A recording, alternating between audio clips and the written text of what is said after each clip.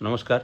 আমাদের আসন্ন বিধানসভা নির্বাচনে প্রার্থীদের খাদ্যাভ্যাস নিয়ে আমাদের যে প্রতিবেদন তার দ্বিতীয় পর্ব। আজকে আমরা একটু পেছন দিকে তাকাবো। 2019-এর লোকসভা নির্বাচন।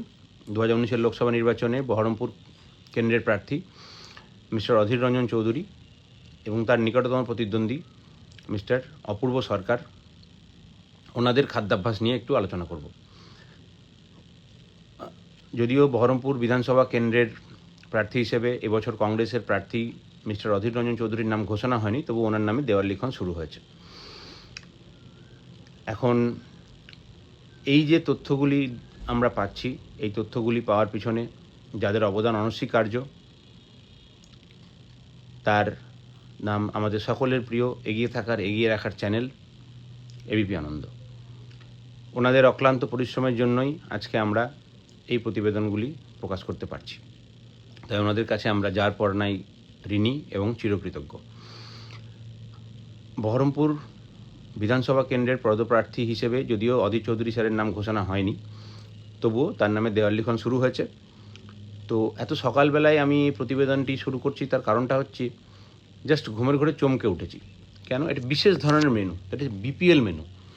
এই বিপিএল মেনুর ভরসাতেই কি অধীর রঞ্জন চৌধুরী 2019 সালের লোকসভা নির্বাচন জিতেছিলেন?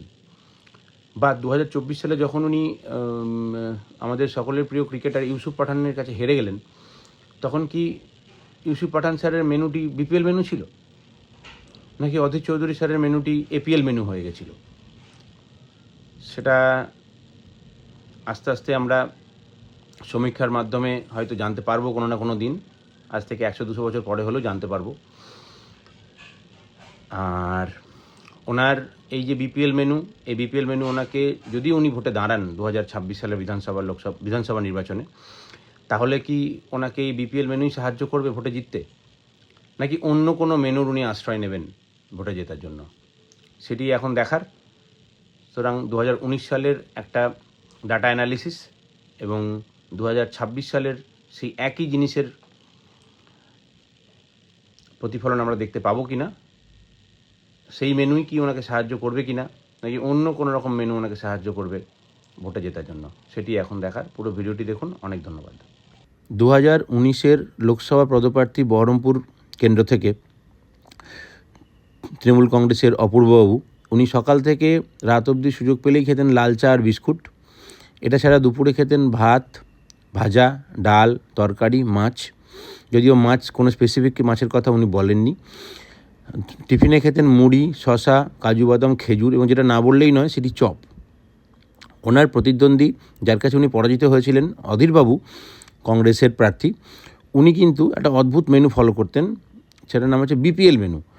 আমি জানি না অপূর্ববাবুর মেনুটি এপিএল ছিল কি না। তো এই মেনুতে আমরা দেখতে পাচ্ছি সবজি রয়েছে, লেবু লঙ্কা রয়েছে। বোধহয় লেবু লঙ্কার জন্য এটি বিপিএল মেনু হিসেবে চিহ্নিত। এবং সঙ্গে ভাত, চামচ সহযোগে উনি খেতেন। 2026-এর বিধানসভা ভোটে অধীর চৌধুরী স্যারের নাম যদিও ঘোষণা হয়নি, তবু ওনার নামে দেওয়াল লিখন শুরু হয়েছে। উনি একই মেনু কন্টিনিউ করে এবছর জিততে পারেন কি না সেটাই এখন দেখার। ওনাকে অনেক শুভেচ্ছা, অভিনন্দন। দেখা যাক কী হয়। ধন্যবাদ।